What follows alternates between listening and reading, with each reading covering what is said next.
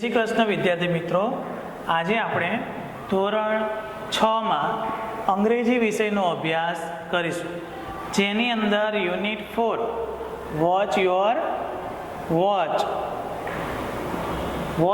Watch એટલે તમારી ઘડિયાળ તમે જુઓ. તો આપણને ઘડિયાળ જોવાથી ટાઈમનો ખ્યાલ આવે છે, બરાબર. હવે એમાં આપણે એક્ટિવિટી 3 માં વાત કરીશું. તો એક્ટિવિટી 3 ની અંદર આપણે જો જોઈએ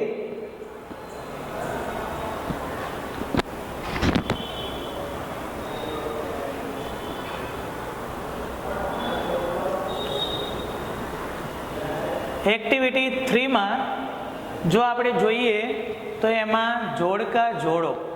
તો આપણે જોડકા જોડવાના છે, તો તમે તમારું પાઠ્યપુસ્તક જોડે જ રાખો.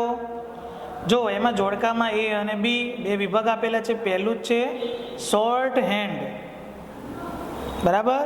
શોર્ટ હેન્ડમાં સામેના બી માંથી આપણે શું લખીશું? It shouted stop the noise. છેલ્લું આપેલું છે 5મા નંબરનું. હા, તો એ આપણે લખીશું પહેલામાં. It shouted stop the noise. બીજું છે લોંગ હેન્ડ. તો લોંગ હેન્ડ શું બોલ્યો તો? આઈ એમ ઓલ્સો ઇમ્પોર્ટન્ટ. હું પણ મહત્વનો જ છું. આઈ એમ ઓલ્સો ઇમ્પોર્ટન્ટ. એ જો 3જા નંબર પર આપેલું છે, બરાબર. હવે ત્રીજું જોઈએ એમાં તો થીન હેન્ડ. તો જે થીન હેન્ડ હતો એ શું બોલ્યો હતો? I run fast. જે પાતળો કાંટો હતો સેકન્ડનો. તો આઈ રન ફાસ્ટ. હું ઝડપથી દોડું છું. તો એ બીજા નંબર પર આપેલું છે, બરાબર, બીમાં. ચોથું સ્પેરો. સ્પેરો શું બોલી હતી? તો where are the hands of the clock. ઘડિયાળના કાંટા ક્યાં છે? તો એ આપેલું છે પહેલું જ. તો ચોથામાં આપણે લખીશું પહેલું. અને 5મું કાનજીભાઈ.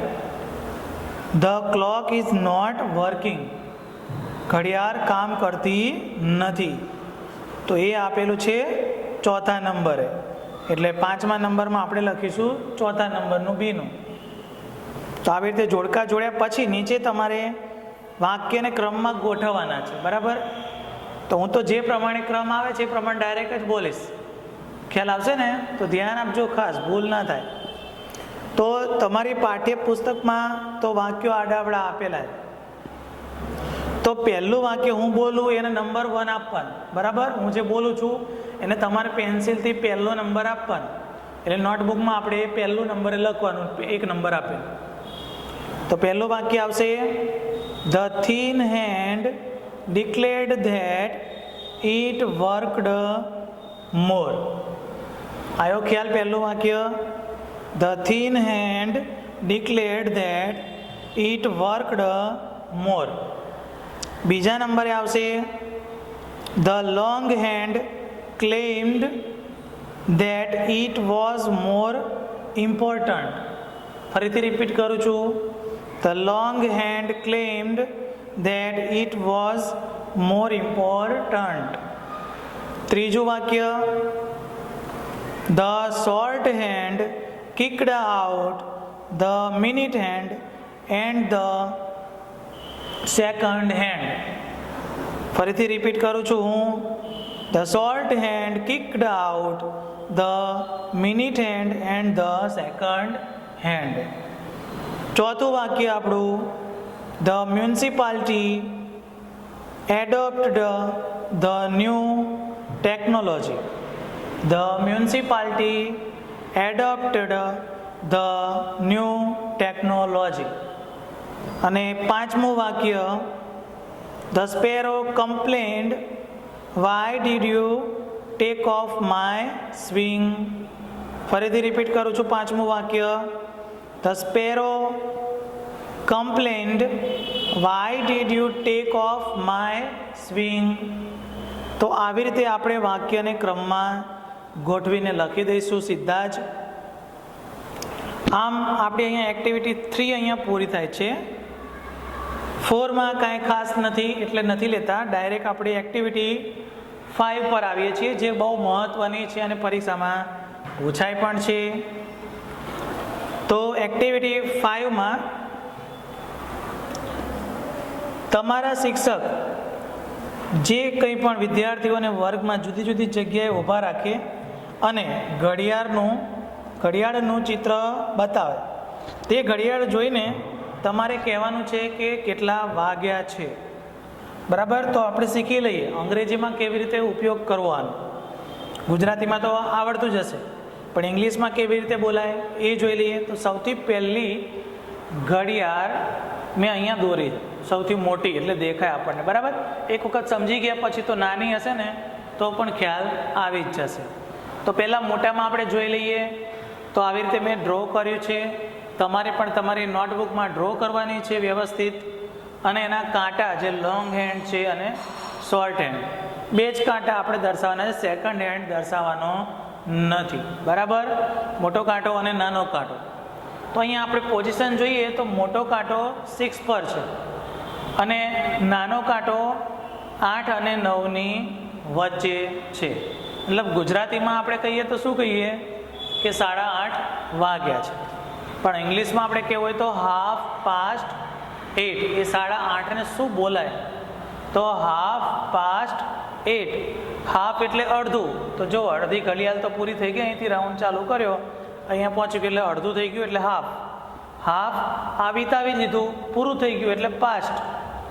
8:30.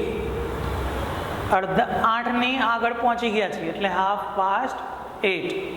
બરાબર છે. બીજી ઘડિયાળ આપણે જોઈએ તો ત્યાં આગળ આપણને આપેલું છે 4:45.